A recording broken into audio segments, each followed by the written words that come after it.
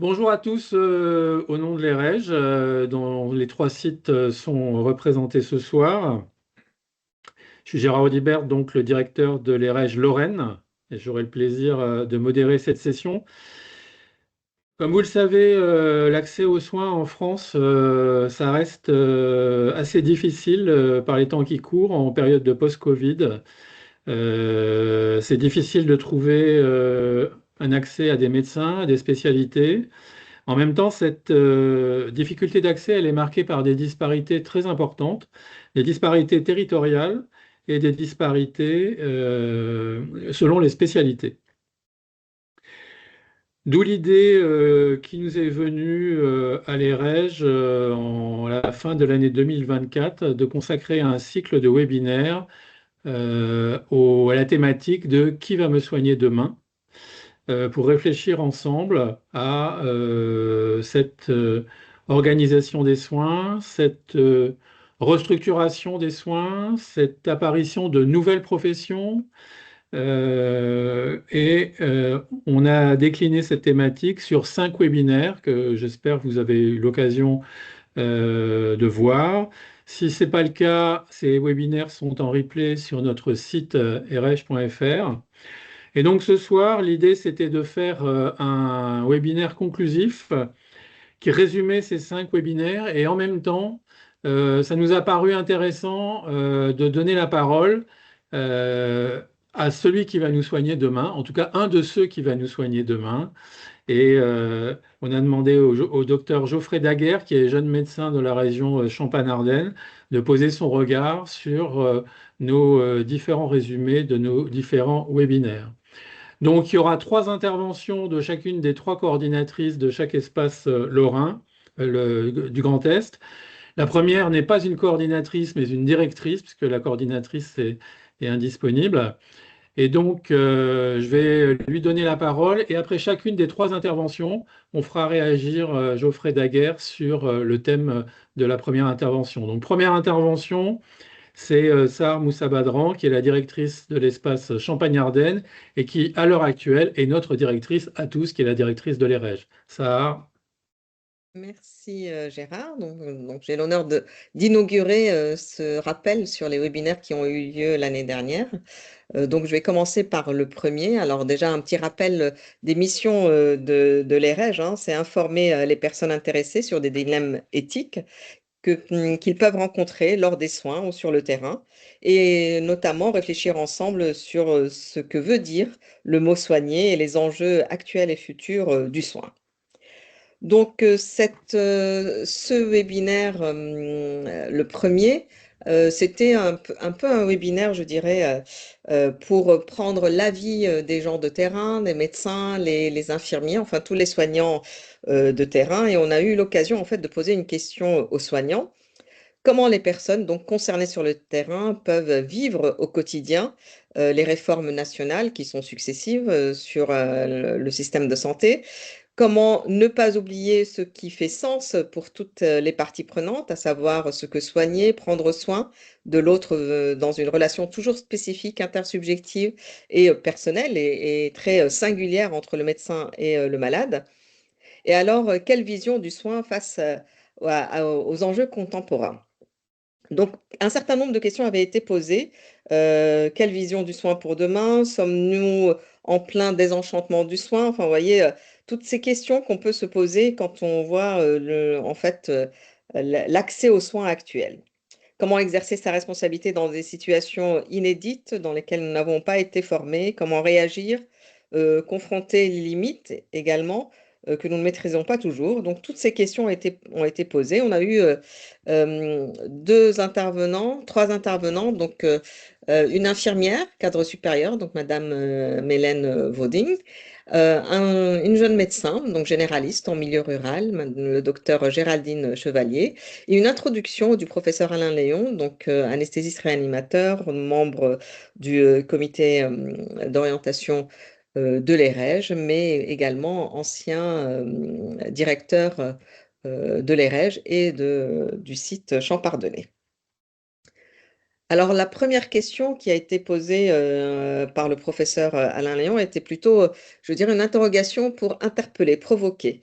Vaut-il mieux être un chat qu'un être humain? Voilà la première introduction du professeur Léon. Et là, ça révèle bien en fait cette difficulté en fait à l'appel empathique.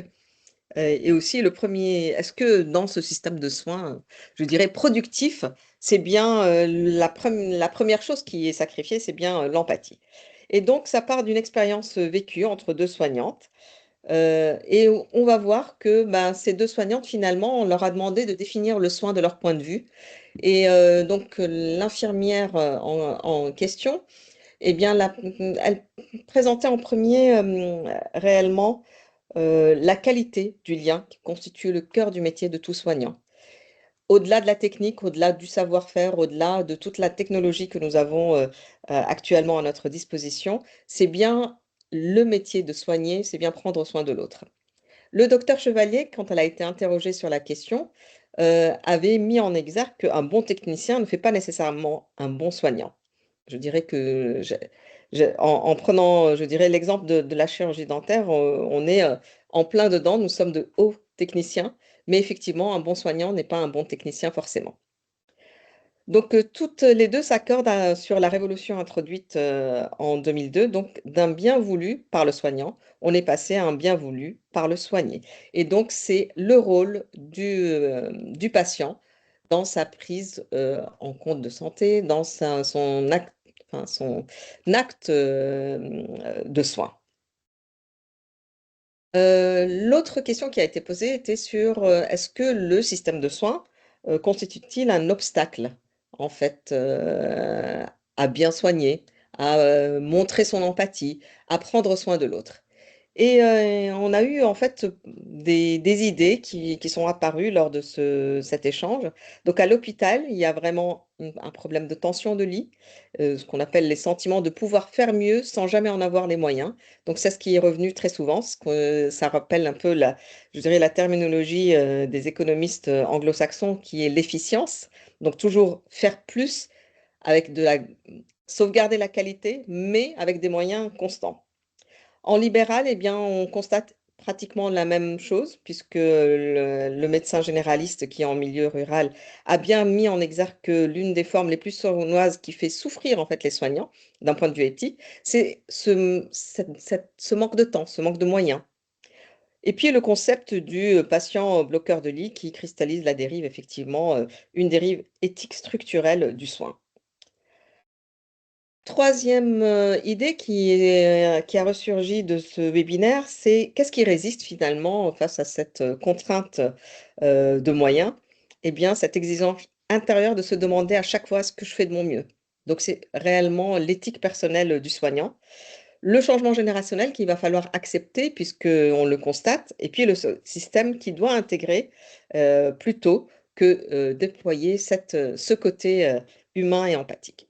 Donc les recommandations qui avaient été, réalisées suite à ce webinaire étaient d'améliorer la formation et l'organisation. La formation initiale en mettant en fait, immédiatement les étudiants au contact de cet aspect humain, enseigner la communication relationnelle, travailler en équipe, enfin tout l'enseignement, je dirais, des sciences humaines et sociales au sein et très tôt, des, enseignements médicaux. L'organisation peut être libérer du temps pour les soignants où on a vu, successivement un certain nombre de lois qui, facilitaient, en fait la délégation de tâches, notamment les tâches administratives, pour laisser plus de temps aux médecins, de parler et d'avoir le temps en fait de mettre en place cette relation singulière.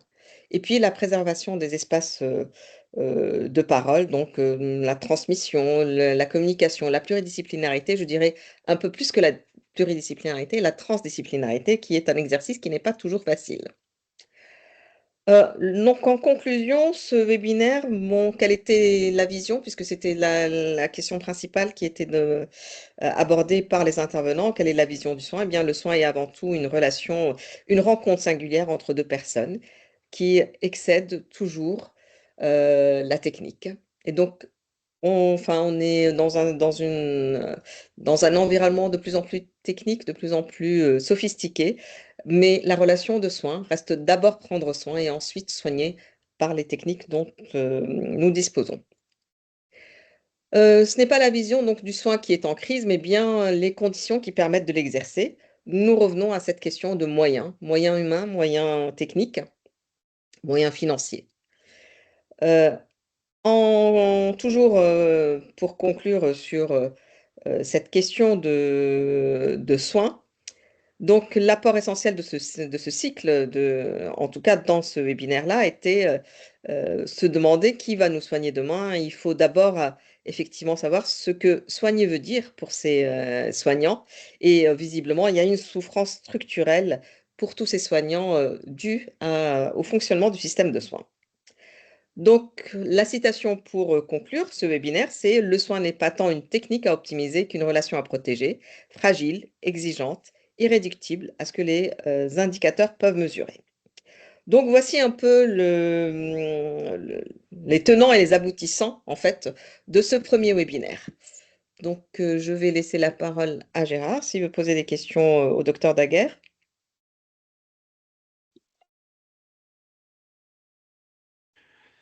Bah, c'était pas tellement lui poser des questions, mais le faire réagir sur ce qu'on vient de dire. Alors, du Par coup, exemple, est-ce qu'il est d'accord sur le changement générationnel? alors, je pense qu'effectivement, il y a pas mal de changements, que ce soit au niveau générationnel, au niveau populationnel.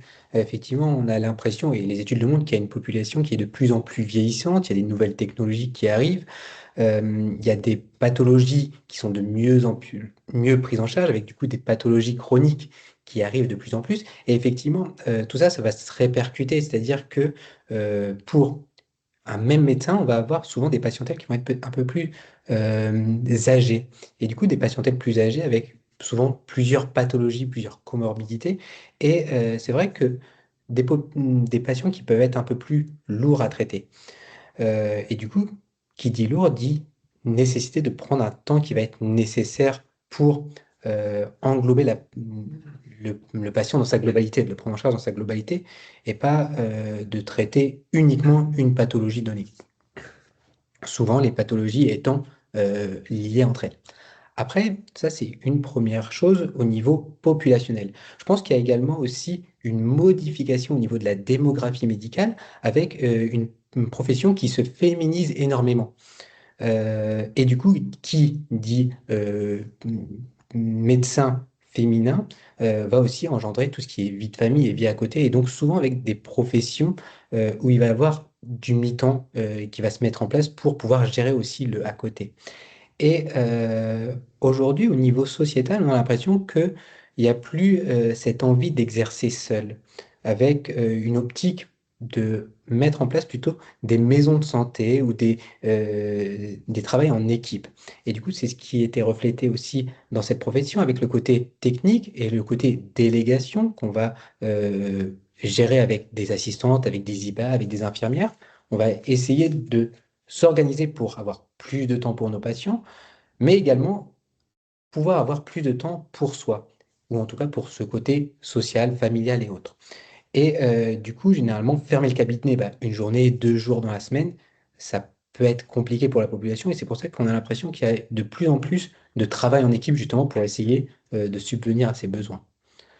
Donc ça, c'est vraiment l'élément que j'ai trouvé intéressant. Donc oui, il y a un côté, une modification au niveau générationnel.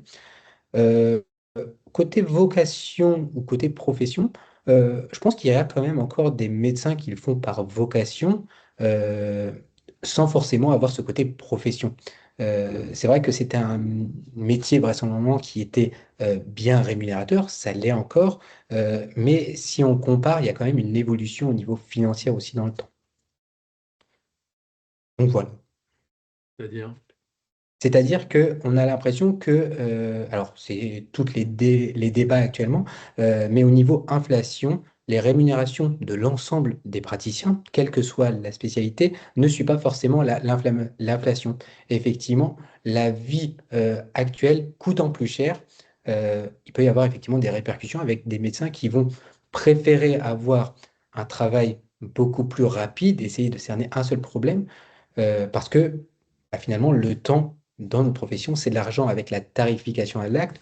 On est payé à un acte qu'on fait, donc un acte de consultation souvent, ou un acte de chirurgie ou autre, euh, et on n'est pas forcément rémunéré par rapport au temps qu'on prendrait avec le patient.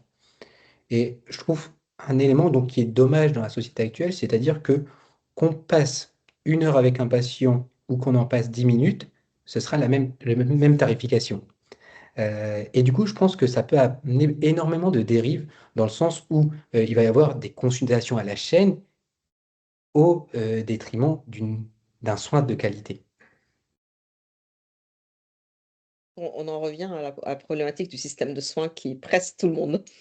Alors voilà, le but, c'est toujours d'être efficient, de toujours voir plus de patients. Il y a de plus en plus de patients, de plus en plus de maladies chroniques. Et effectivement, certes, c'est rémunérateur de voir beaucoup de monde. Le problème, c'est qu'on en perd ce côté écoute qui est indispensable et qui est indissociable de la profession de médecin. Pour moi, tout praticien ou professionnel de santé doit effectivement avoir ce côté écoute. Un des éléments que j'ai retenu de mes enseignements, c'est que le patient vient avec son diagnostic. En fait, il ne sait simplement pas le dire avec des termes médicaux. Et en fait, pour avoir ce diagnostic, il suffit de l'écouter. Merci, docteur Daguerre. Pour autant, les facultés, elles déversent sur le marché des tonnes et des tonnes de jeunes praticiens, toujours plus, Mhm. et on a l'impression que c'est le tonneau des Danaïdes. Hmm. Alors, et c'est vrai que, pour être honnête, et on le remarque beaucoup dans notre pratique, avec des difficultés, quand, par exemple, je pars en congé, on a du mal à trouver des remplaçants, donc on essaie de s'organiser avec des collègues, et on ne sait pas où sont tous ces jeunes médecins. Est-ce qu'ils restent au stade de remplaçant? Est-ce qu'ils s'installent quelque part? Est-ce qu'ils s'installent à l'étranger? Pour être honnête, c'est vrai que j'ai pas vraiment la réponse à ça. À l'heure actuelle, les doyens, ils estiment que pour remplacer un médecin qui s'en va, il faut 2,6 nouveaux médecins. Hmm. Et ça, c'est quelque chose qui n'avait pas été anticipé par les programmateurs en santé.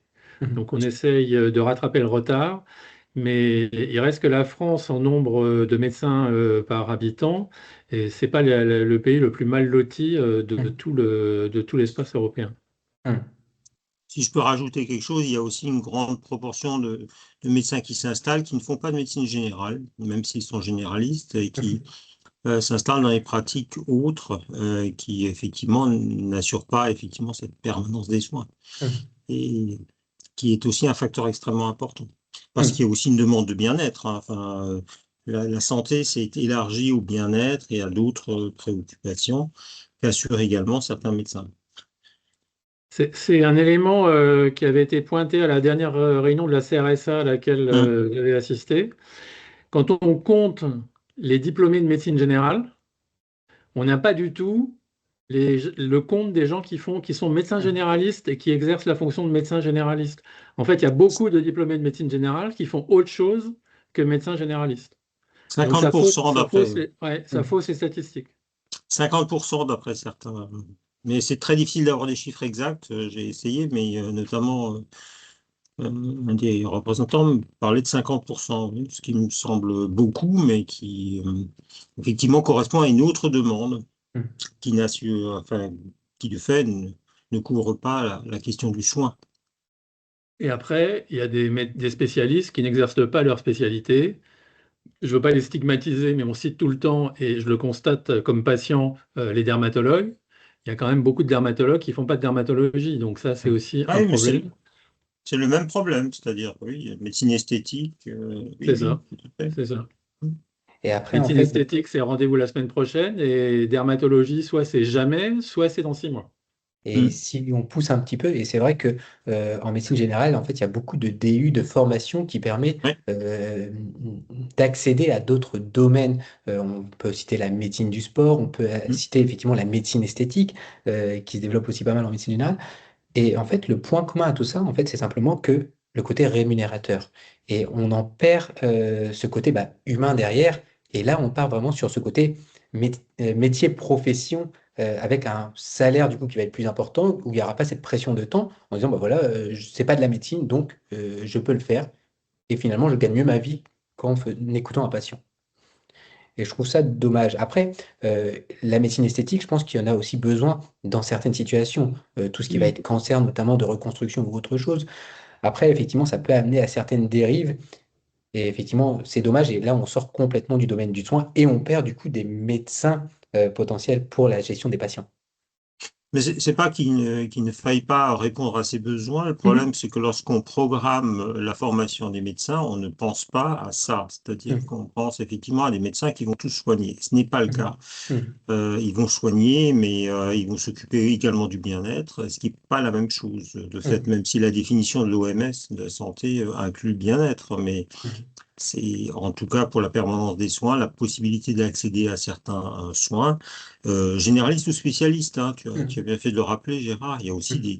des spécialistes qui sont dans cette problématique-là. Je Oui, suis le gardien du temps, donc oui. je propose à Sahar de passer à au deuxième webinaire. Eh ben, le deuxième webinaire qui a eu lieu effectivement en juin 2024 va un peu donner, je dirais, mettre en exergue ce qu'on a déjà évoqué, cette compression permanente du système de soins, mais avec un regard croisé entre un juriste, un sociologue et un économiste de la santé. Et donc le constat est vraiment que notre système traverse une crise profonde. Donc on a tous pu constater cette crise pendant la pandémie de Covid-19, hein, qu'il y a une pénurie de moyens financiers, pénurie réelle de moyens humains, et puis une augmentation, comme tout à l'heure on l'a évoqué, des pathologies chroniques et forcément au détriment de la prise en charge de la personne malade dans sa globalité. Ce qui fait sens donc pour les individus semble se perdre au profit des désillusions partagées et des souffrances éthiques des uns et des autres. Donc, comme je l'ai dit tout à l'heure, hein, ce regard croisé, les intervenants de ce webinaire, c'était donc le professeur Olivier Debarge, qui est professeur de droit pharmaceutique à l'université de Reims-Champagne-Ardenne, le docteur Maxime Torini, qui est économiste de la santé, également maître de conférence à l'université Champagne-Ardenne, et le professeur François-Xavier Schoer, qui est sociologue et qui nous venait de la faculté de Rennes. L'introduction, bien entendu, a été faite par le professeur Alain Léon, comme le premier webinaire. Et effectivement, le professeur Gérard Rodibert, qui est le directeur du site lorrain de l'EREJ. Alors, la problématique a été évoquée par le professeur Alain Léon pour montrer que ces problèmes, en fait, ce sont pas des problèmes nouveaux. C'est des problèmes qui existent depuis toujours, hein. Donc, certains problèmes fondamentaux traversent tous les siècles parce que ce sont les sociétés, hein, qui répugnent à trouver des solutions adéquates. Et ça date effectivement d'un ouvrage de Molière sur ce charlatanisme médical, les inégalités d'accès aux soins. Donc, c'est quelque chose qui n'est pas nouveau en tant que tel.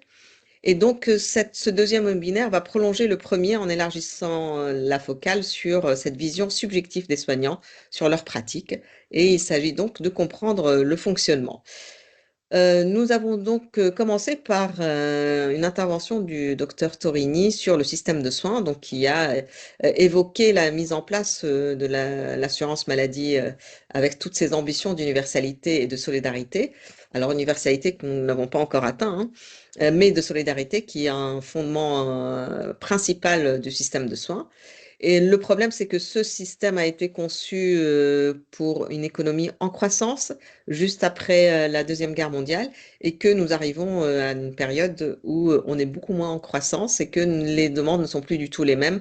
Donc, il y a une inadéquation entre l'objectif principal de la création et actuellement les exigences de la société.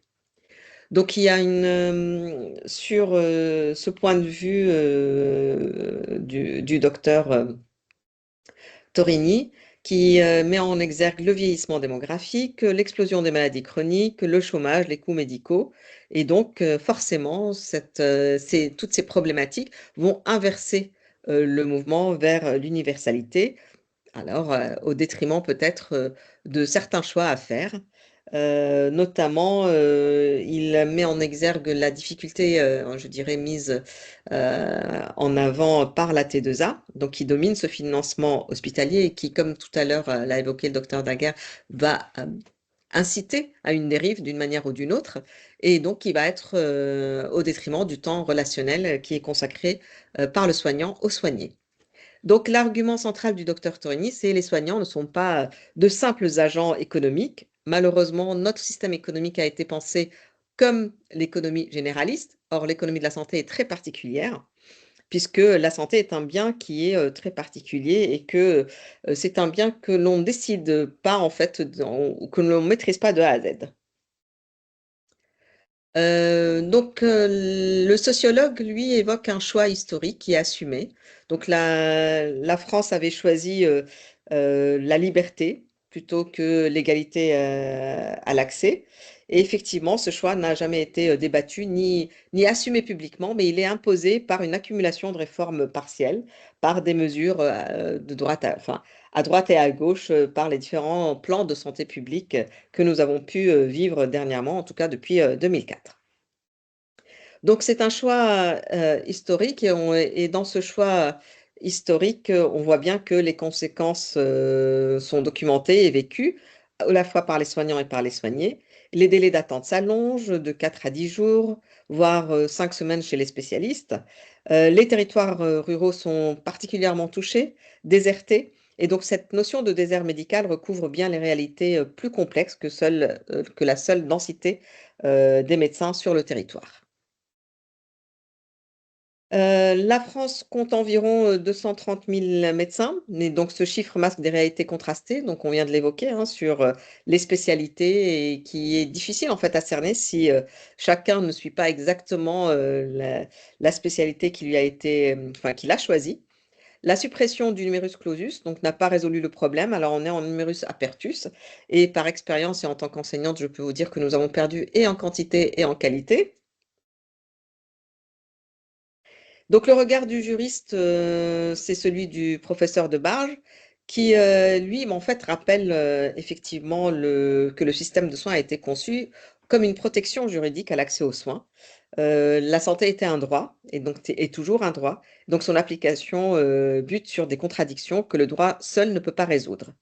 Donc, il y a une succession de lois qui essayent de résoudre ces problématiques et on voit bien que, il y a certaines mesures qui sont mises en place, d'autres qui sont enlevées, d'autres qui sont modifiées, depuis la loi de 2004, puis la loi de 2009, puis de 2016 et dernièrement, celle de 2022, hein, Ma santé, hem et donc, des hésitations politiques persistantes sur la nature réelle du système, que nous voulons. Donc toutes ces réformes se heurtent à une forme de quadrature du cercle. Alors comment s'en sortir avec toutes ces, je dirais, ces injonctions contradictoires? On réforme sans trancher, on ajuste sans décider. Et puis la résistance est forte dans les faits. Les formations restent cloisonnées, les professionnels défendent leur juridiction et puis le dialogue interministériel demeure relativement difficile. L'impératif, c'est vraiment le débat public. Remettre effectivement une mutation profonde de l'éthos médical. Les jeunes praticiens sont plus attentifs à l'équilibre de leur vie privée et de leur vie professionnelle, c'est ce qu'on l'a évoqué tout à l'heure aussi.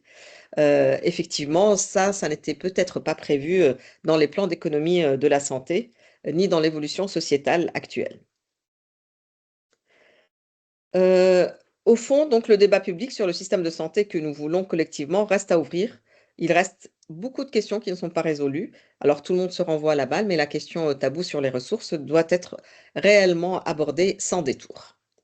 Si on reprend les recommandations comme tout à l'heure, on voit bien que ce sont les 2 mêmes axes, la formation et l'organisation. On voit bien qu'il faut revoir en fait cette formation initiale, remettre, l'interprofessionnalité, au centre et puis améliorer le dialogue entre les différents ministères, le ministère de la santé, mais également le ministère, des finances, qui sont tous les 2 qui chapeautent l'assurance maladie. Donc, l'organisation, donc un exercice, coordonné, une repensée de ce cloisonnement. Alors, il y a beaucoup de mesures qui ont été prises pour favoriser, les relations ville-hôpital. Maintenant, la mise en œuvre est beaucoup, plus complexe, qu'une simple décision. Donc sortir du monopole du paiement à l'acte, qui est réellement une dérive, enfin, qui incite à la dérive, même si on n'en a pas envie. La territorialisation et donc trouver une réponse en fait à ces territoires, désertés, par, les médecins et qui posent une difficulté à l'accès aux soins des patients. Donc en conclusion, ce webinaire 2 vient compléter un peu alors c'est webinaire, le webinaire 1 et la France a fait le choix en fait, de la liberté des acteurs sur l'égalité, d'accès, sans jamais effectivement l'assumer et donc nous avons cette difficulté. il va falloir à la fois en modifiant notre système de soins, tenir compte de l'égalité d'accès, de la viabilité financière du système, de la liberté des acteurs à choisir eux-mêmes ce qui est bon pour eux, et puis de la qualité des soins qui leur est proposée. Comme tout à l'heure, on va conclure avec une petite citation. Sur cette citation, il est impossible donc de concilier simultanément égalité d'accès, viabilité financière, qualité des soins et liberté des acteurs. Des choix politiques doivent être faits. Et donc, on rappelle effectivement qu'il y avait également des QR codes, des questionnaires pour évaluer et éventuellement faire des commentaires sur ces 2 webinaires. Voilà, Gérard. Merci Sarah. Alors, je résiste pas à la question à poser à Geoffroy. Comment il voit les incitations ministérielles à l'exercice dans les territoires sous-dotés, c'est un jeune médecin et il est complètement la cible de ces incitations. Alors, Comment c'est perçu par les jeunes en général, les jeunes alors, médecins? par les jeunes médecins, généralement, c'est pas bien perçu. Après, je pense que c'est la manière aussi de l'amener. C'est vrai que souvent on parle de déserts médicaux, mais je pense qu'on peut aussi parler de désert, tout simplement. C'est vrai qu'en fait, ce qui fait peur, c'est d'aller exercer dans un endroit où il n'y a rien. Euh, si en fait il y a une crèche, une école, un supermarché ou peu importe, n'importe quoi, le but aussi en fait, de pouvoir aussi créer sa vie, se positionner sur le territoire, je pense que ça sera beaucoup plus mieux vécu en tout cas que de se dire bah voilà, je vais aller exercer dans un champ. Et je pense que c'est vraiment cette idée de désert de manière générale et pas que désert médical qui fait peur. À savoir que du coup, là, avec la quatrième année des internes de médecine générale, il va y avoir un an supplémentaire en tant que docteur junior dans les territoires. Cette année sera donc sur le même territoire pendant tout un an. Le but, ça va être de pouvoir voir un petit peu bah, comment ça se passe et effectivement de montrer que c'est possible de survivre et de vivre dans ces territoires. Et je pense vraiment que le fait bah, d'être confronté à la situation, de voir bah, voilà, que c'est faisable, je pense que ça va favoriser des installations. Parce que c'est vrai que, comme je vous dis, hein, la plupart des facultés sont dans les villes, les étudiants sont habitués à faire leur stage sur le centre hospitalier, et ne savent pas en fait ce qu'il y a autour. Et c'est vraiment cette peur de ce qu'il peut y avoir autour qui limite ces installations. Et souvent, en fait, on constate que des étudiants, des internes, des externes qui ont fait des stages dans des milieux ruraux, semi-ruraux, euh, sont souvent amenés à remplacer dans ces milieux et même souvent s'installer. Donc, je pense que vraiment, l'année supplémentaire, ça va quand même apporter quelque chose au niveau des territoires. Alors les internes, ils sont pas que au CHU, ils sont quand même beaucoup, beaucoup, et l'ARS nous met une pression de dingue dans la répartition des Mhm, stages, ils sont beaucoup dans les CHG. Mais pour mhm, autant, les déserts médicaux, ou les déserts tout court, comme vous dites, mhm, c'est pas dans les CHG en fait qu'ils sont, c'est vraiment dans les territoires mhm, ruraux où il n'y a pas beaucoup, où il n'y a pas beaucoup de tout d'ailleurs, il n'y a pas beaucoup de mhm. docteurs, comme il n'y a pas beaucoup du reste, ça c'est vrai. Les propositions, alors moi, c'est pas quelque chose que je suis parce que moi je suis loin des jeunes médecins. Mhm. Les propositions qui ont été faites du style exercer 2 jours par mois en territoire sous-doté ou alors payer la consultation, la journée de remplacement en territoire sous-doté, 200 euros supplémentaires, etc. Est-ce que ça, c'est des choses qui marchent? Alors, Est-ce que vraisemblablement, ça non. attire des gens? Alors non, parce qu'en fait, alors du coup, effectivement, en fait, ça s'était proposé pour des médecins déjà installés. C'était même pas pour des remplaçants. Donc effectivement, le problème, c'était lâcher la patientèle de notre cabinet pour aller dans un autre cabinet, voir une autre patientèle pendant un jour ou 2 jours et en fait tout lâcher. Et du coup, en fait, ça met aussi un frein au côté suivi. C'est-à-dire qu'effectivement, on va faire de la gestion d'urgence, mais finalement, on perd ce côté suivi. Et je pense que c'est pour ça que ça n'a pas très bien fonctionné. Il y a eu effectivement plusieurs tests dans plusieurs régions. Il y a eu quelques essais, mais vraisemblablement, ça a apporté très peu de fruits. Donc à l'heure actuelle, ça ne tourne pas. Hmm. Ou très peu. Dans ce qu'a dit Sahar, vous aviez d'autres réactions? Alors, après, pour moi, effectivement, c'est vraiment ce côté territorial. Et encore une fois, le but, c'est de pas forcément stigmatiser en disant, voilà, vous serez tout seul et il n'y aura rien, et ça va passer par la formation.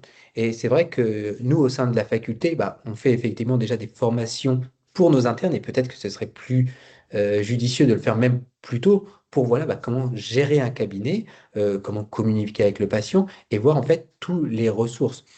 Il y avait également un élément qui était cité, c'est les interactions entre les différents professionnels de santé. Et ça, je trouve que c'est vraiment indispensable dans notre pratique, que ce soit en ville ou à l'hôpital. Certes, à l'hôpital, on va avoir l'infirmier, on va avoir la secrétaire, on va avoir l'assistante, on va avoir l'aide-soignante à proximité. En ville, on est souvent chacun de notre côté. Et là, le fait déjà de regrouper sous forme de maisons de santé pluridisciplinaires, c'est déjà un élément euh, qui va améliorer notre pratique. Mais en parallèle, il y a pas mal d'outils qui commencent à se mettre en place, avec notamment la formation ou la création de CPTS, des plateformes de pluriprofessionnels permettant d'échanger et de créer ces différents liens, que ce soit entre les professionnels du territoire, qu'on ne connaît pas forcément, mais également avec le centre hospitalier. Et c'est vrai qu'on crée de plus en plus de liens avec bah, les différents professionnels médicaux et paramédicaux. Et je pense que c'est vraiment un élément qui va permettre d'avancer. Et j'ajoute un élément qui n'a pas été relevé, mais c'est aussi maintenant l'arrivée de la téléexpertise. Euh, la téléexpertise, ça permet, je vais vous donner l'exemple de la dermatologie, où on a des difficultés d'accès au niveau de la dermato.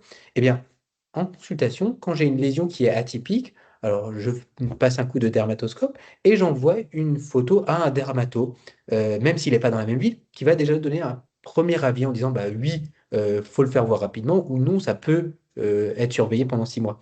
Et le fait de pouvoir demander une expertise où qu'on soit sur le territoire, je pense que ça permet aussi de rassurer et de dire, bah voilà, on a quand même l'avis d'un expert et on va pouvoir surveiller ça tranquillement ou ensemble. Alors, juste pour commenter ce que vous dites là, ça crée des nouveaux métiers parce que mes collègues de dermatologie du CHU, ils Mhm, sont submergés, mhm, submergés par les clichés que leur envoie la médecine de ville mhm, parce que les gens en ville, ils trouvent pas de dermatologue mhm, qui fait de la dermatologie. Donc, ils vont voir leur généraliste qui effectivement envoie les clichés mhm. au service de dermatologie. Et là, il y a un nouveau métier en dermatologie. Il y a celui qui répond à la médecine de ville parce que ça devient un poste temps plein, quoi. Mhm. Après, pour le Sur la coup, télé-expertise. c'est Oui, ça. Et oui. après, c'est vrai que pour le coup, après, moi, je vois ma pratique. C'est vrai qu'on essaie quand même de rentrer en contact avec euh, l'interlocuteur pour savoir déjà à qui on adresse, à qui on demande un avis. Donc, c'est vrai que moi, je suis habitué à avoir mes dermatos qui sont pas très loin, qui sont aussi surbookés, mais et ça permet aussi d'avoir une certaine relation de confiance. Après, je pense pas que ce soit un élément qu'il faille abuser. Parce qu'effectivement, si pour la moindre lésion, on fait une demande de téléexpertise, en fait, effectivement, ça va être submergé et ça va s'écrouler. Et je pense pas que ce soit pertinent. Après, je pense qu'effectivement, l'utilité, ça va être d'être une roue de secours quand vraiment on ne sait pas, et pas tout et n'importe quoi. Parce qu'à savoir que pour la téléexpertise, tout médecin ou paramédical qui va faire une demande de téléexpertise est rémunéré. Et l'expert a également une rémunération. Donc, pareil, on va arriver sur des dérives au côté, bah voilà, au lieu de prendre mon téléphone, passer 40 minutes à essayer de joindre quelqu'un, bah, je fais une demande de téléexpertise, je suis payé, et finalement, bah, j'aurai ma réponse. Donc, et malheureusement, dans ce genre de procédé, j'ai la crainte qu'on perd ce côté humain.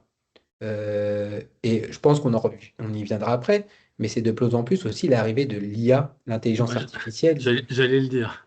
J'allais le dire. dans ce genre Demain de matin, métier. de toute façon, le problème, il va être réglé par l'IA. Exactement. Et voilà, le risque, c'est, bah voilà, on a une lésion, on envoie à l'IA et on va avoir une réponse. Mais finalement, où est le côté humain? Où est le côté écoute? Où est le côté empathique dans tout Ah ça? ben, le côté humain, il va être très vite vu parce que l'IA, elle va donner un diagnostic, mais il va Mhm. falloir que quelqu'un donne le diagnostic au patient. Mhm. Et ça, pour l'instant, ça reste encore du ressort du médecin Mhm. et pas de l'IA. Mhm. Je suis désolé, là, il va falloir qu'on avance parce que sinon on Pardon. finira jamais à 20 heures.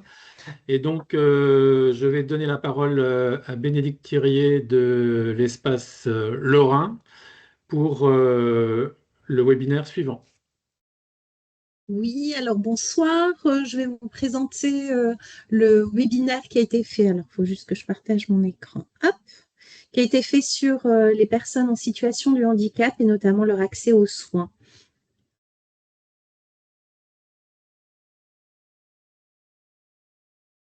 Vous n'êtes pas en... Voilà, parfait, super. Voilà, donc les différentes personnes qui avaient été invitées pour intervenir lors du webinaire, eh bien, nous avions Alexis, qui est une personne concernée, qui nous a permis de faire une introduction avec une situation vécue.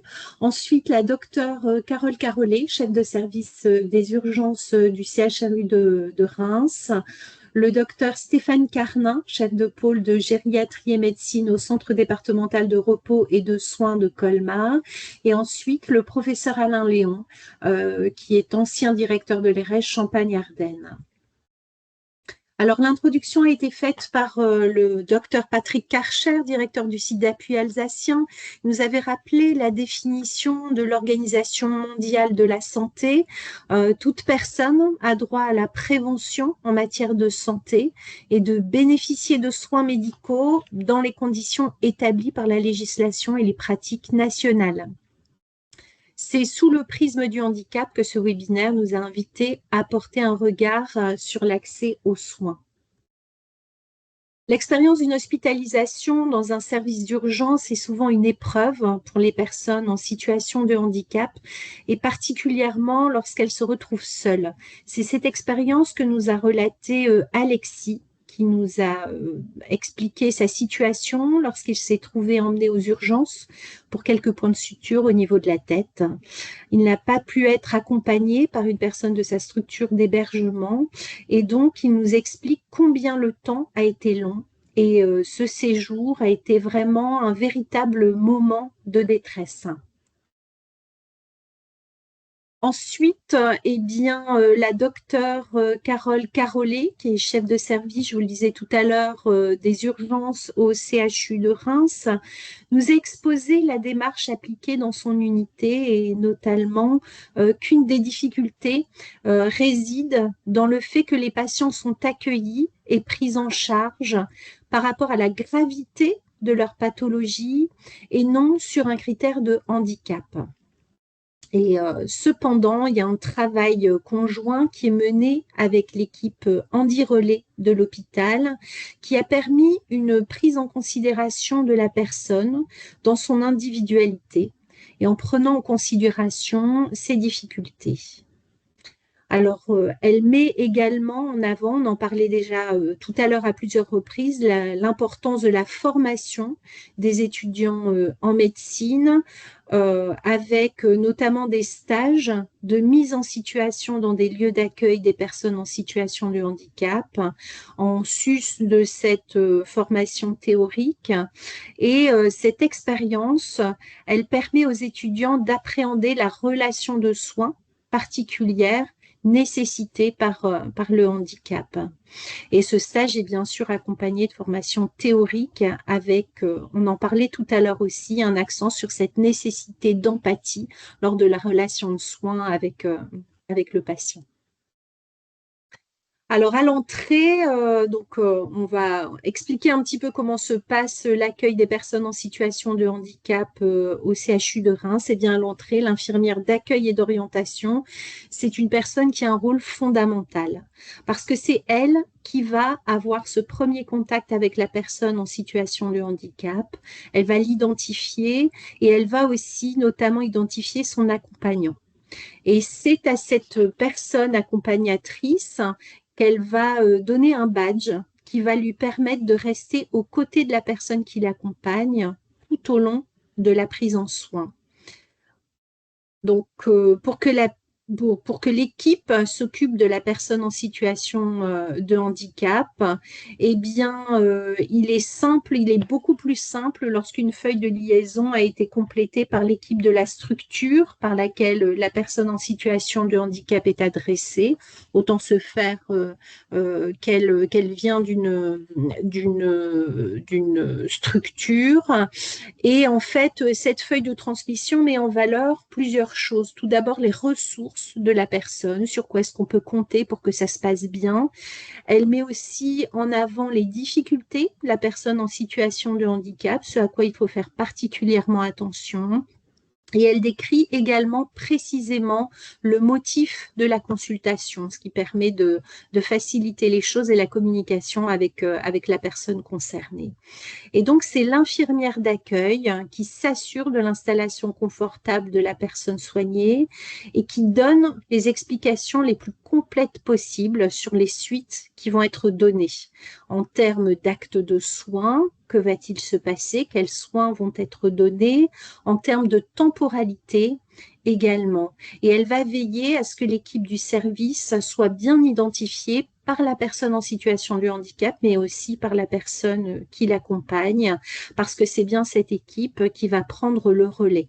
Donc le médecin, l'infirmière, l'aide-soignante, il est important que ces personnes soient bien identifiées parce que ce sont elles qui vont être sollicitées. Alors, la gestion de l'attente, c'est souvent l'un des éléments les plus difficiles, d'autant plus pour une personne en situation de handicap qui peut avoir parfois une douleur et parfois une anxiété qui sont majorées par le lieu qu'elle ne connaît pas, par cette situation qui est stressante aussi. Donc, il y a des efforts d'apaisement qui doivent être réalisés par l'équipe et qui identifient, si besoin, la nécessité d'un traitement qui permet d'apaiser cette anxiété. Il faut, là aussi, c'est important de le souligner, un temps plus long qui doit être dédié aux questions de la personne en situation de handicap pour s'assurer que l'ensemble des informations sont bien comprises et au fur et à mesure, en fait, des soins qui sont donnés, des résultats des examens. Il est précisé aussi que ces questions peuvent être très différentes de celles habituellement posées dans un même contexte. Donc, il est parfois important de pouvoir se poser et de prendre le temps avec ces personnes en situation de handicap.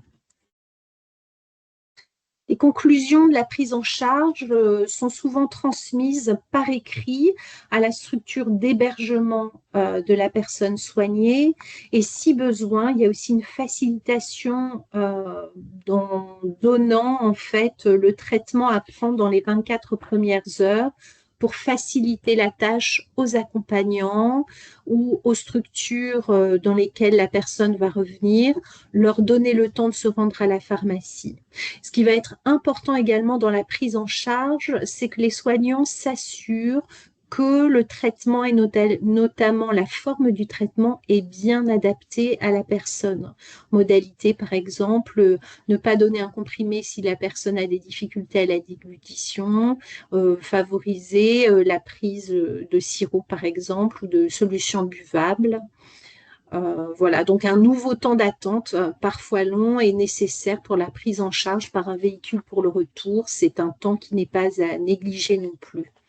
Donc, il a été souligné que ce questionnement autour de la prise en charge des personnes en situation de handicap va pousser l'équipe à toujours s'améliorer et engager des nouveaux projets. La poursuite des formations des étudiants et des personnels en formation professionnelle, la collaboration aussi avec l'équipe Handi Relais de l'établissement, qui est plutôt, elle, dédiée aux hospitalisations programmées, mais qui est une véritable ressource.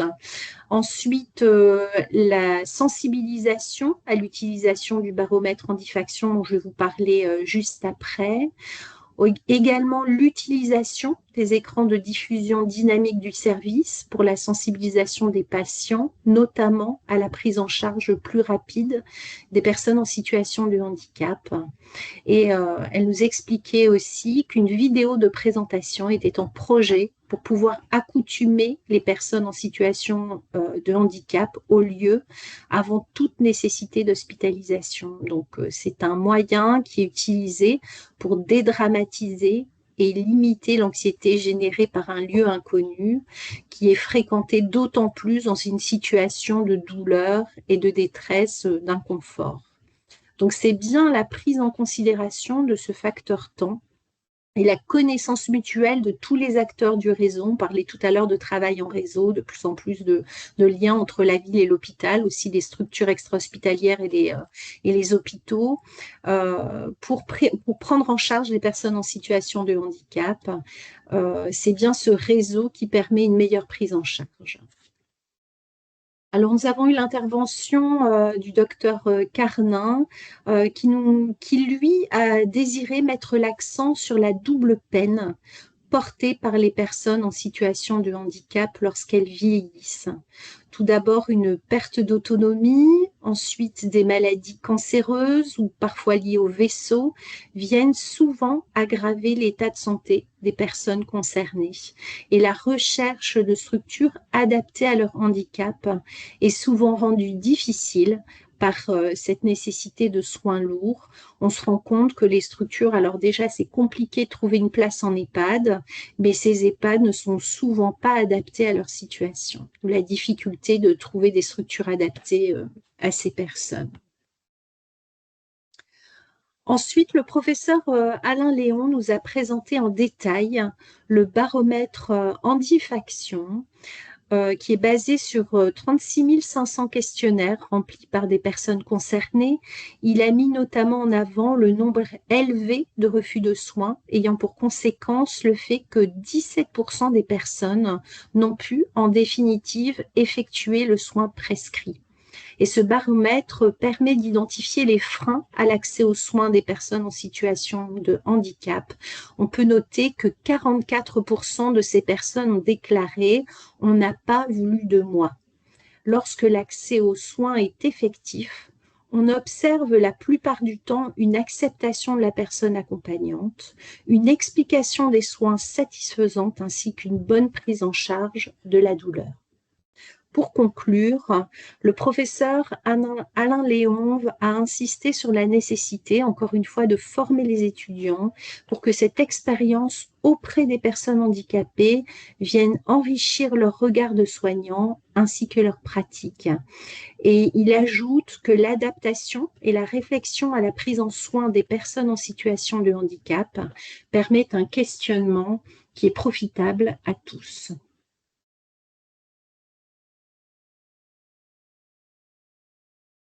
Geoffroy, est-ce que vous avez des réactions à ce qu'on vient d'entendre là sur la prise en charge des personnes en situation de handicap?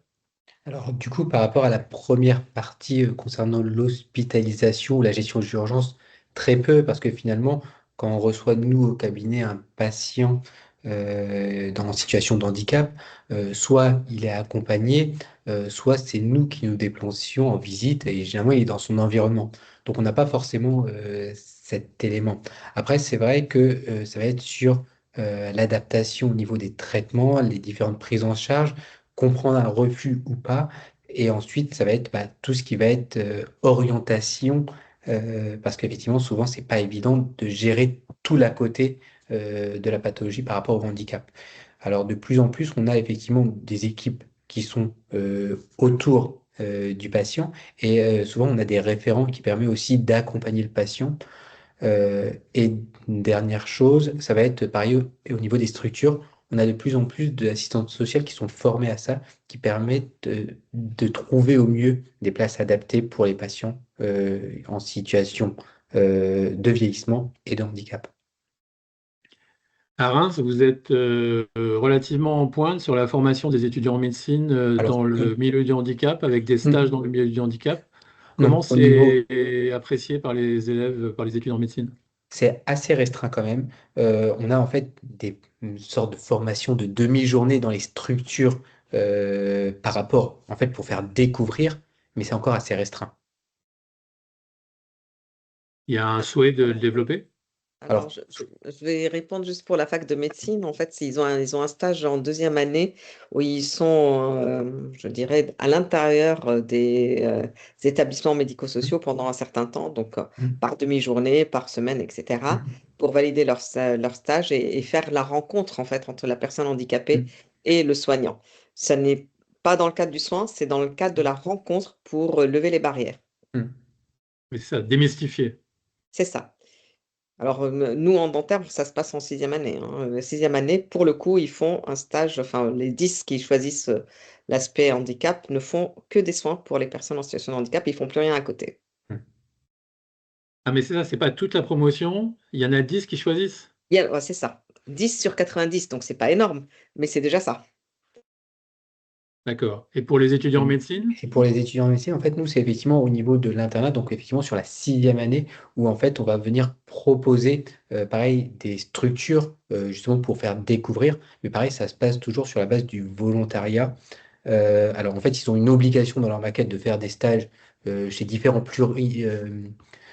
paramédicaux ou différentes structures. Et le but, en fait, c'est sur la base du volontariat. Donc, effectivement, c'est quand même assez biaisé dans le sens où simplement les étudiants qui vont être plus intéressés par les situations de handicap vont participer ou en tout cas vont expérimenter ce genre de stage. Parfait. On est un petit peu en retard, donc je vais redonner la parole à Bénédicte pour le 4e webinaire.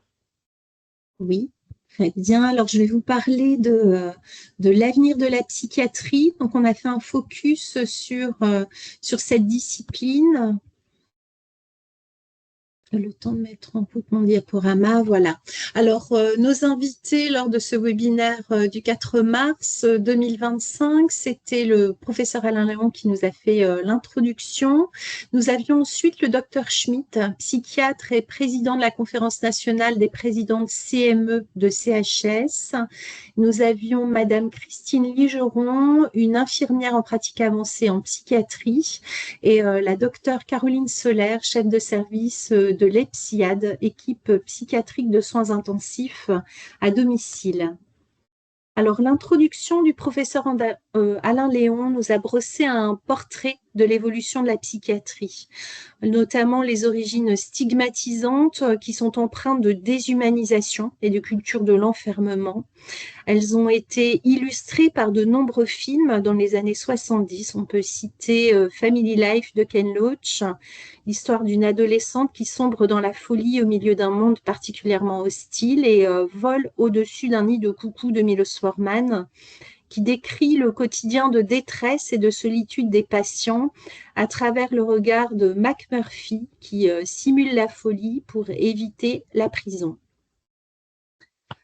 De nos jours, l'image de la psychiatrie est encore particulièrement négative. Une étude réalisée par le Collège national des universitaires de psychiatrie nous donne quelques chiffres dans ce sens. Donc, 46% des Français associent encore la psychiatrie à l'enfermement et 61% trouvent le milieu psychiatrique anxiogène. 19% en ont très peur. À cette crise de l'image de la psychiatrie, eh bien, s'associe une crise également démographique. Donc, 15 à 20% des postes d'internat restent vacants à l'issue de la répartition. Le docteur Schmitt complète ses propos en expliquant que les crises des ressources humaines n'est pas une question de chiffres, mais aussi de répartition, d'organisation et d'adaptation aux nouveaux besoins. Pour lui, l'innovation est une obligation. L'état des lieux est pour lui paradoxal, le nombre de psychiatres augmente, mais en regard, la sensation de pénurie est réelle à cause de la hausse des besoins en santé mentale, mais aussi, on en parlait tout à l'heure, du travail à temps partiel des nouveaux professionnels, ainsi que de la fracture territoriale. On observe en effet une concentration de l'offre de soins dans les métropoles parallèlement à une désertification rurale. Le besoin de soins psychiques est en progression. On pointe une augmentation de 194% des passages aux urgences pour idées suicidaires chez les mineurs par rapport à l'avant-Covid. Il semble donc urgent de modifier le modèle actuel afin qu'il réponde mieux aux attentes des populations et des soignants. À cet effet, plusieurs pistes sont à envisager. Tout d'abord, sortir du modèle hospitalo-centré en développant des alternatives, proposant des équipes mobiles et en structurant le réseau autour du domicile du patient. On en parlera juste après. Ensuite, il s'agit aussi de décentrer l'offre axée sur le personnel médical afin d'intégrer et de valoriser la pratique d'autres professionnels tels les infirmiers en pratique avancée, donc les IPA ou les psychologues. Le premier recours auprès des médecins généralistes doit également être renforcé. Enfin, l'attractivité du métier doit être accentuée en prenant soin des professionnels et en communiquant positivement sur le milieu psychiatrique. Le docteur Schmitt nous a dit le soin, certes, il a un coût, mais en réalité, il n'a pas de prix. On pourrait se dire qu'il y a quelques espoirs avec un intérêt institutionnel qui semble émerger. La santé mentale a été érigée comme grande cause nationale en 2025 et à nouveau en 2026. Le CCNE a rendu son avis 147 en proposant une feuille de route basée sur la dignité des soins, la lutte contre la stigmatisation et le renforcement de la formation ainsi que de la recherche. Madame Christine Ligeron a ensuite présenté son travail d'IPA en psychiatrie en mettant en avant son rôle d'interface, structurant des parcours de soins complexes, par exemple dans la prise en soin des personnes ayant des troubles des conduites alimentaires. Elle expliquait qu'elle coordonne un trépied thérapeutique, donc psychologique, nutritionnel et somatique, et elle met en place des modules de psychoéducation pour les jeunes concernés et leurs parents. Cette pratique s'illustre également auprès des enfants présentant un retrait social, anxieux, avec lesquels elle a construit un pacte de réussite scolaire en lien avec l'équipe pédagogique. En résumé, l'IPA partage la bonne information au bon moment, au bon interlocuteur, tout en mettant le jeune et ses parents au centre du dispositif. Pour terminer, la docteure Caroline Soler a présenté l'équipe psychiatrique de soins intensifs à domicile, l'EPSIAD, qu'elle a contribué à mettre en place en Moselle. Il s'agit d'une alternative à l'hospitalisation pour gérer la crise psychiatrique aiguë au domicile. La prise en charge pluriprofessionnelle intensive du patient persiste à domicile durant 4 semaines. L'accès à ce type de prise en charge est direct, il est simplifié avec une approche médico-psychosociale et un maillage de proximité autour du patient. Et les résultats sont probants. Elle nous expliquait qu'on observe une baisse du taux de soins sans consentement de 52 à 36%, malgré une augmentation du nombre de patients pris en charge. Et la satisfaction des patients est accrue avec un point particulier concernant la disponibilité des soignants. Il faut savoir que ce chiffre est supérieur à celui d'un service d'hospitalisation. La docteure Soler présente un maillon essentiel de cette prise en charge, une case manager. Eh bien, c'est une professionnelle dont le rôle est de prévenir les ruptures de parcours chez les patients les plus fragiles. Elle part des besoins et des envies du patient pour lui proposer la co-construction d'un projet de vie et de soins sur mesure. En conclusion, on peut dire que ce webinaire a abordé à travers différentes interventions la crise systémique de la psychiatrie et a mis en exergue l'impératif d'une transformation profonde des pratiques et des mentalités. Nous pourrions le résumer en une phrase: penser EN et penser AN, la psychiatrie, de l'effondrement annoncé à la reconstruction par l'innovation.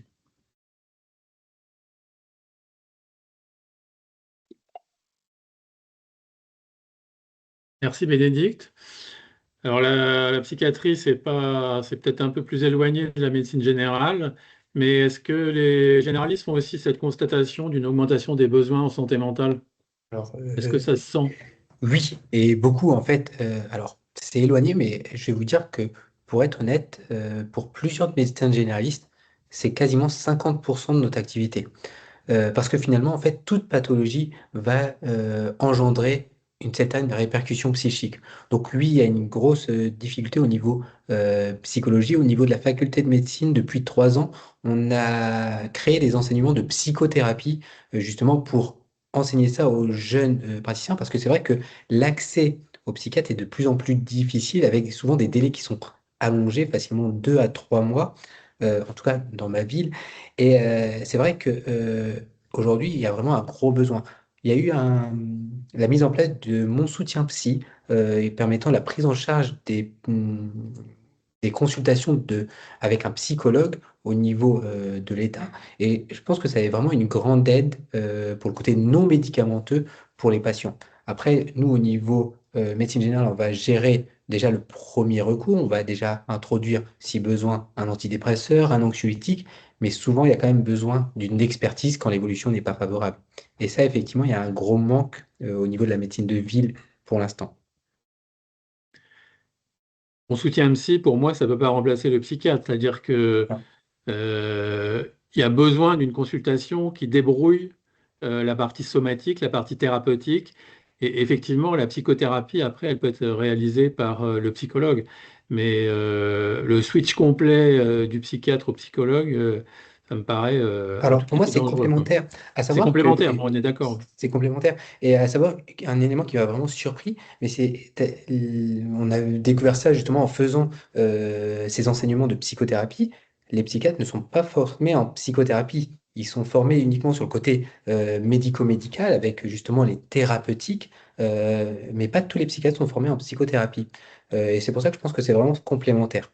Après, on constate au niveau sociétal vraiment une majoration, une élévation, une augmentation de tout ce qui est troubles anxieux. Et aujourd'hui, c'est pas tous les troubles anxieux qui vont voir un psychiatre avec justement cette idée que le psychiatre est associé à la folie, à l'enfermement, comme c'était précisé au début du séminaire. Donc effectivement, je pense qu'il y a aussi cette appréhension.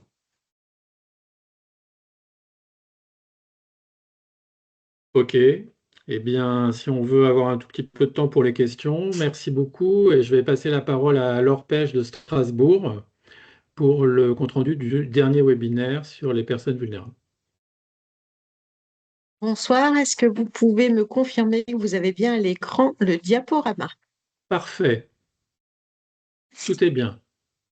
Et ça fonctionne, parfait. Oui, donc c'est moi qui vais terminer cet exposé des synthèses. Et pour ma part, je vais faire un retour sur le webinaire qui a été consacré à l'accès aux soins des personnes vulnérables. Alors, ce webinaire s'est tenu en décembre 2024. Il a réuni plusieurs intervenants, Monsieur Alain Léon, Monsieur Jamel Radji, qui est docteur en psychiatrie, Madame Anne Muller, qui est médecin généraliste, Madame Sahar Moussa Badron, qui est avec nous ce soir et qui est aussi praticienne hospitalière en odontologie, Monsieur Dominique Orphelin, qui est praticien hospitalier spécialiste en médecine bucco-dentaire. Et ce webinaire était animé par Patrick Karcher, le directeur du site alsacien de l'EREJ. Alors, ce webinaire, de manière générale, avait deux objectifs. C'était d'identifier les tensions qui existent entre le système d'organisation et d'offre de soins et les personnes vulnérables, tensions qui conduisent parfois à rendre difficile, voire impossible, leur accès aux soins. Et pour ce faire, il est important de comprendre les constructions et les expressions des vulnérabilités pour identifier leur impact dans l'accès aux soins.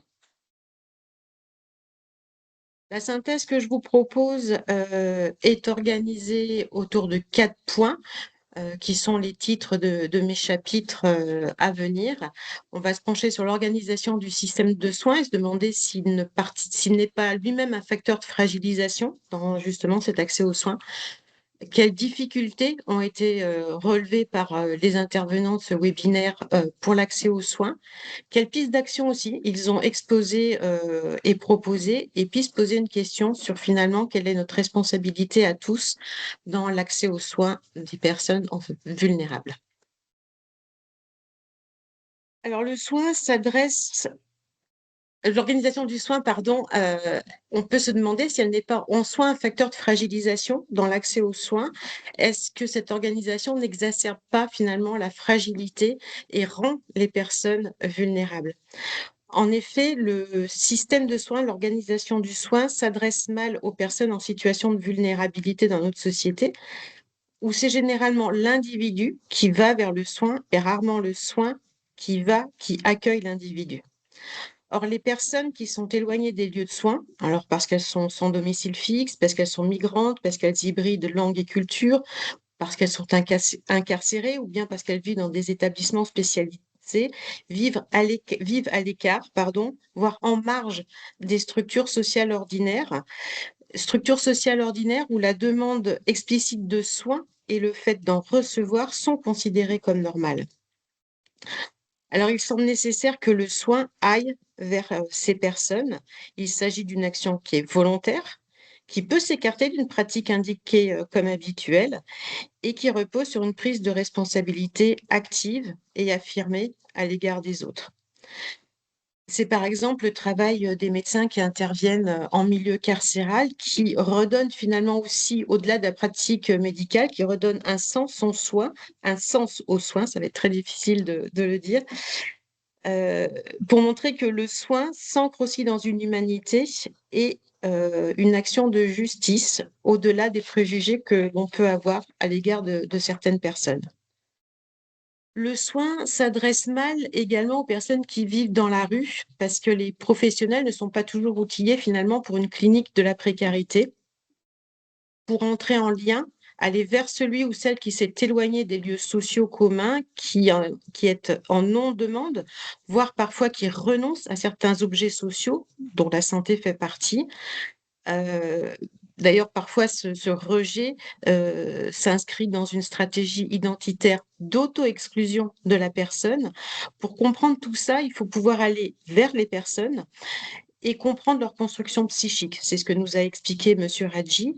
Il faut entrer en lien, il faut comprendre le chemin psychique pris par ces personnes, tenter d'entrer en résonance avec leur récit, mais aussi leur permettre de se remettre en récit. Car l'auto-exclusion dont ils font preuve, qu'ils construisent finalement, n'est pas un renoncement à vivre, mais participe de la construction d'une identité sociale reprise, voire reprisée. Le soin, aujourd'hui, s'adresse également mal aux personnes qui ont des besoins spécifiques, liés par exemple à leur faible ou leur absence de pratique linguistique, comme les personnes en situation de migration. Or, l'usage de sa langue pour dire, pour mettre en récit, est essentiel dans la relation avec une autre personne, pour pouvoir raconter l'intime, pour pouvoir se dire. Et dire bien, se faire comprendre justement, ne peut se faire que si le dialogue est établi à égalité, où les mots trouvent leur sens vrai chez le patient, mais également chez le soignant. Et pour que ce dialogue puisse se faire, que cette rencontre puisse s'établir, il est nécessaire, par exemple, que des interprètes professionnels soient présents lors des consultations avec des personnes qui sont en difficulté par rapport à la langue française. Alors, quelles difficultés ont été relevées par nos intervenants? Alors, les difficultés rencontrées par les personnes qui sont loin des lieux sociaux communs sont multiples. Elles renforcent les inégalités sociales et se co-construisent également, créant parfois des situations qui sont inextricables et qui font de l'accès aux soins un parcours, comme l'a dit Madame Sahar Moussa Badran tout à l'heure, un parcours qui est semé de barrières.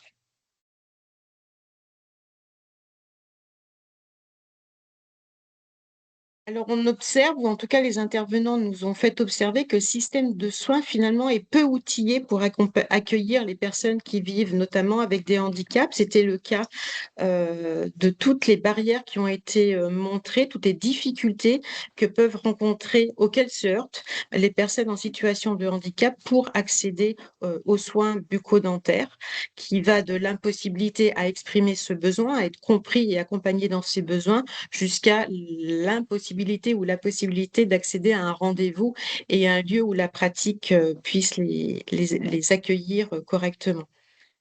Un autre exemple de barrière qui a été dit là par Madame qui était généraliste en ville, c'est notamment la large utilisation des outils numériques. Par exemple, les plateformes de réservation en ligne, finalement, qui renforcent les difficultés pour des personnes qui sont déjà en situation de précarité, qui sont en mauvaise maîtrise de la langue, voire en difficulté technologique et du coup qui ont des difficultés même à accéder à la prise de rendez-vous.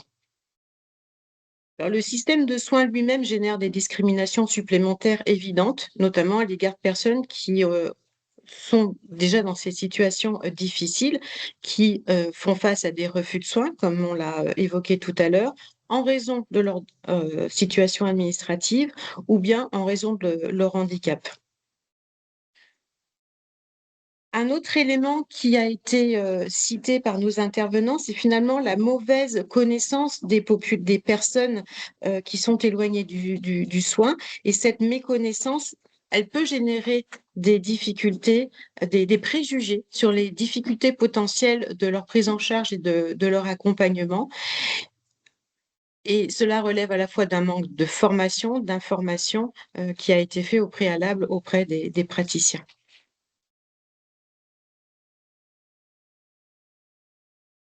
Des pistes d'action ont été évoquées. Moi, je vais parler de cet aller vers dont j'ai parlé au tout début de cette synthèse et qui semble être une des conditions essentielles pour favoriser l'accès aux soins des personnes qui en sont éloignées. Alors, cet aller vers ne signifie pas forcément organiser le soin sur le lieu de vie des personnes. Ceci comporterait le risque de créer des territoires de soins assignés, différenciés, à part finalement discriminants. Aller vers, c'est aussi savoir accueillir les personnes avec leurs particularités, avec leurs besoins, avec leur parcours de vie et leur handicap. Et cet aller vers, réfléchir à cet aller vers implique une responsabilité et finalement aussi des pratiques réinterrogées, rediscutées, revues. Alors, parmi les pistes et les recommandations qui ont été faites, il y a bien évidemment la formation, l'information et reconnaître, là je reprends juste un item qui a déjà été dit, reconnaître la valeur du temps nécessaire pour accompagner des personnes qui sont restées éloignées du soin pendant un certain temps. Mais c'est aussi l'utilisation d'outils de communication qui peuvent être facilitants, comme le facile à lire et à comprendre. C'est la présence d'interprètes, comme je l'ai dit tout à l'heure.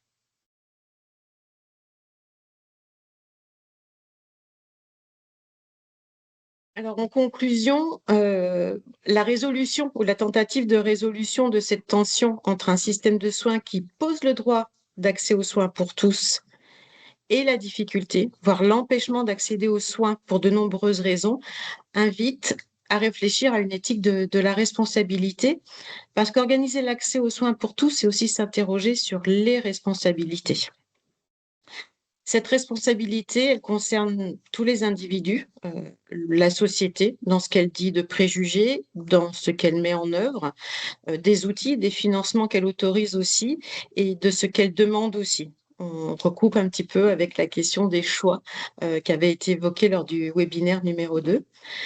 Alors, si aller vers, ça semble être une condition essentielle de l'accès aux soins des personnes qui en sont éloignées, cela implique bien une responsabilité de tous, une responsabilité qui nous questionne chacun dans notre propre humanité au final.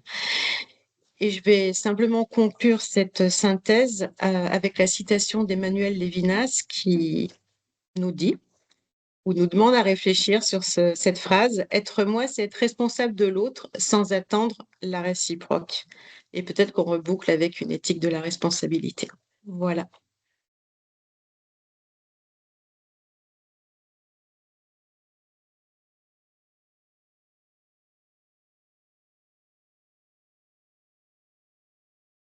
On vous laisse la parole. Patrick?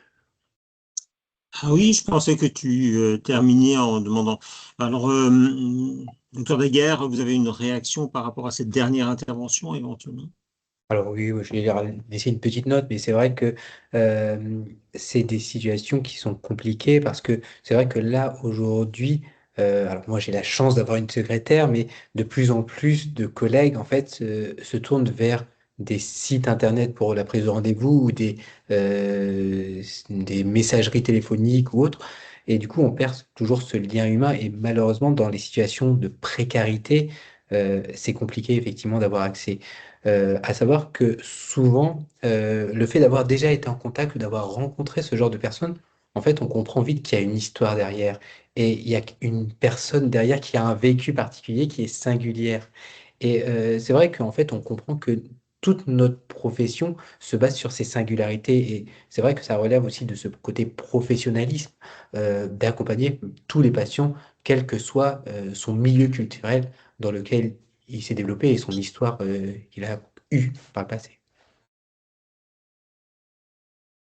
Très bien, merci beaucoup. Donc, on a encore on a pris beaucoup de temps, mais on va se garder un temps quand même pour les questions. Donc, vous pouvez les poser en direct en levant la main ou les passer par le chat. Je suis à l'écoute de ce que vous pouvez avoir éventuellement comme question. N'hésitez pas, si vous voulez, à intervenir directement, hein. Il y a pas, comme on n'est pas très nombreux, ça ne pose pas de problème.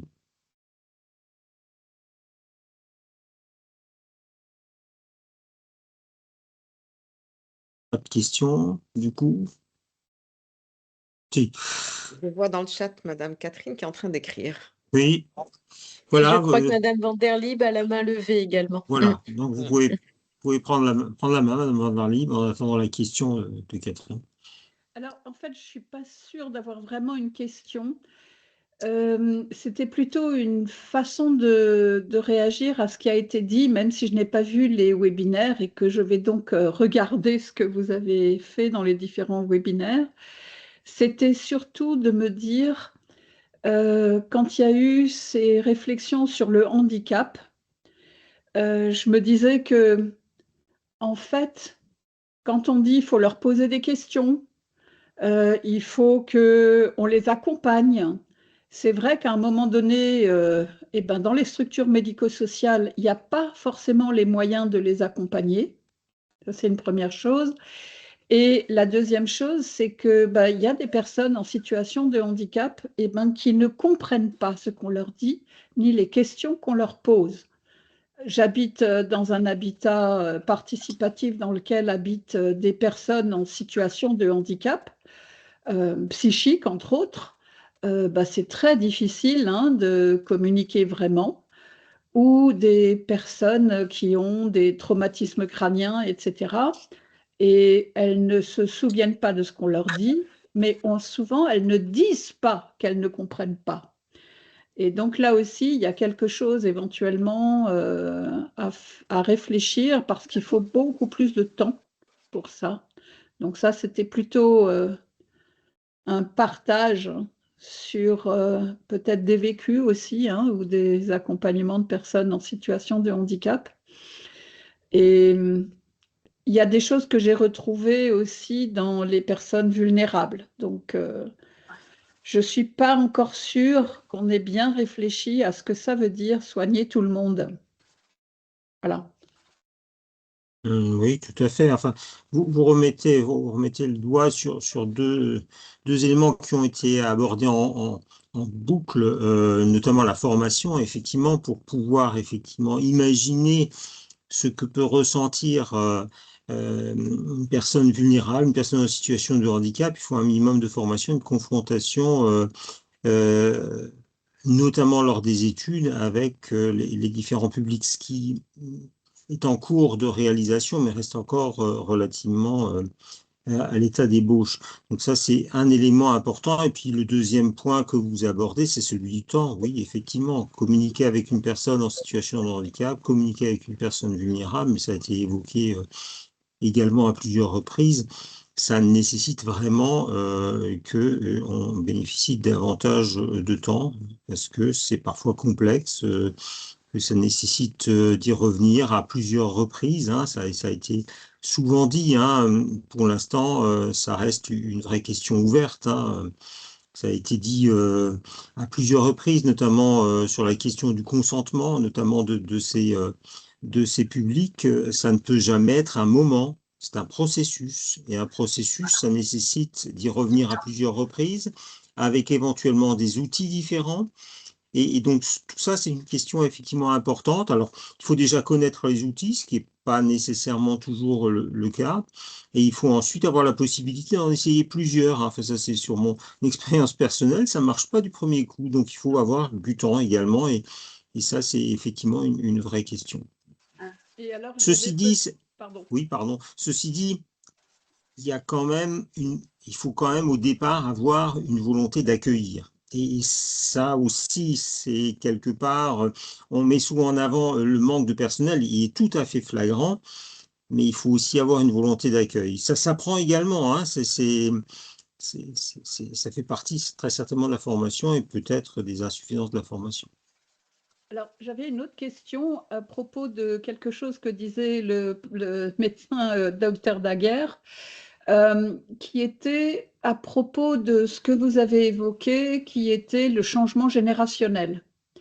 Et je me suis posé la question, est-ce que la génération des personnes âgées d'aujourd'hui, enfin disons celles qui ont 70-80 aujourd'hui, est-ce que la prochaine génération aura les mêmes demandes? Je dis ça parce qu'il y a toute cette question autour de la fin de vie qui va se poser, je crois, avec l'histoire du suicide assisté, comment on traite la fin de vie. On en parlait récemment et on se disait, mais est-ce qu'on abordera les choses de la même façon dans 10 ans? Voilà. Est-ce que du coup, les uns et les autres, vous avez déjà participé à des réflexions sur ces thématiques-là? Et après, je me tais. Docteur Daguerre, vous voulez répondre? Oui, alors après, je pense que effectivement, il y aura effectivement des questions qui seront différentes, qui seront posées, parce que en fait, il y a aussi une évolution sociétale.